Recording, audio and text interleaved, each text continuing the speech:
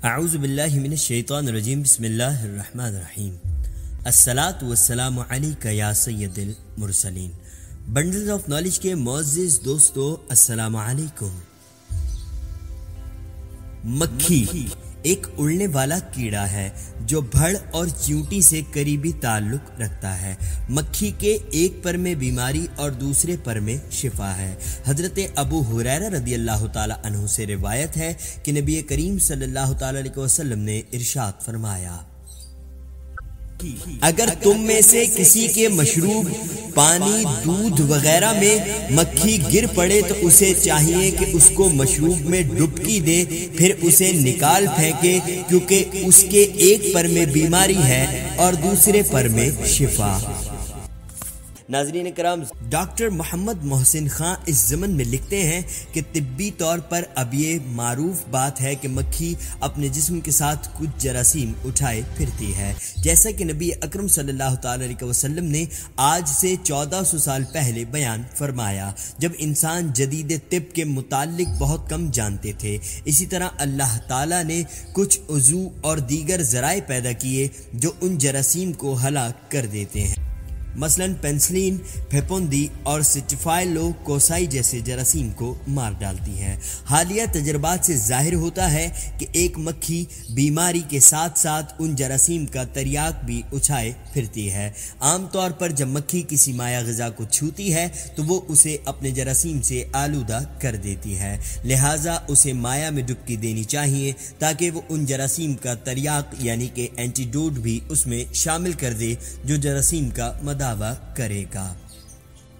ناظرین کرام، یہ وسیع و عریض کائنات اللہ تعالیٰ کی خلاقی صفت، اس کی شان کبریائی اور اس کی حکمت بالغہ کی آئینہ دار ہے۔ اگرچہ سائنسدانوں، فلسفیوں، صوفیوں اور دیگر ارباب فکر و دانش نے اس کائنات کی ابتدا اور غرض و غایت کے بارے میں مختلف نظریات پیش کیے ہیں، تاہم آج تک اس امر سے انکار نہیں کیا جا سکا کہ اس کائنات میں موجود عجیب چرند پرند اللہ جل شانہ کی لاجواب اور حیرت انگیز کاریگری پر دلالت کرتے ہیں۔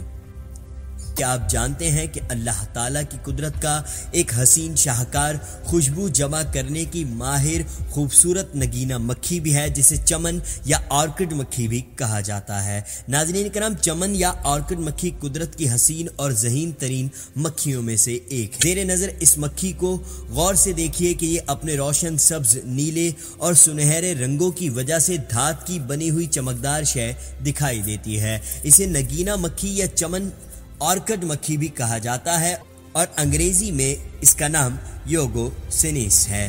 یہ فصلوں کی بہت اچھی طرح بار آور کرتی ہیں، لیکن اپنے خوبصورت رنگوں اور دلکش کی وجہ سے انہیں کرۂ ارض پر سب سے زیادہ دیدہ زیب کیڑوں میں شمار کیا جاتا ہے۔ حیرت انگیز بات یہ ہے کہ یہ شہد نہیں بناتی، چھتا بھی تعمیر نہیں کرتی، بلکہ الگ الگ رہتی ہیں۔ سب سے اہم بات یہ ہے کہ اس مکھی کے نر طرح طرح کے پھولوں کی خوشبو جمع کرتے ہیں، انہیں ملا کر نئی خوشبوئیں بنا کر اپنی مادہ کو اپنی طرف راغب کرتے ہیں۔ مکھی کی اس قسم کی بھی 200 انواع موجود ہیں۔ ان کی بڑی تعداد شمالی میکسیکو سے جنوب مشرقی برازیل میں دیکھی جا سکتی ہے۔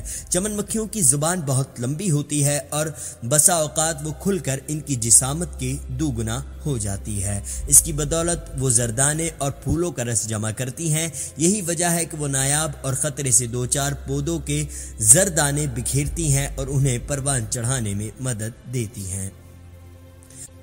ناظرین کرام، اپنی زندگی کے 3 سے 5 ماہ کے دور میں نر اپنا وقت خوشبو جمع کرنے میں گزارتا ہے اور خود سے کئی خوشبوئیں بناتا ہے۔ اگر کاغذ کا کوئی خوشبودار ٹکڑا کہیں پڑا ہو تب بھی نر اس کی خوشبو چرا لیتا ہے۔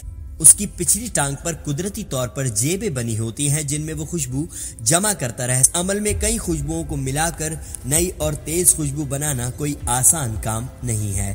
یہی وجہ ہے کہ مادہ چمن مکھی صرف ایک خوشبو پر دل نہیں دیتی، اگر کئی اقسام کی خوشبوؤں سے کوئی اچھا پرفیوم بنا ہو تبھی وہ اس نر سے بات کرتی ہے۔ سبحان اللہ!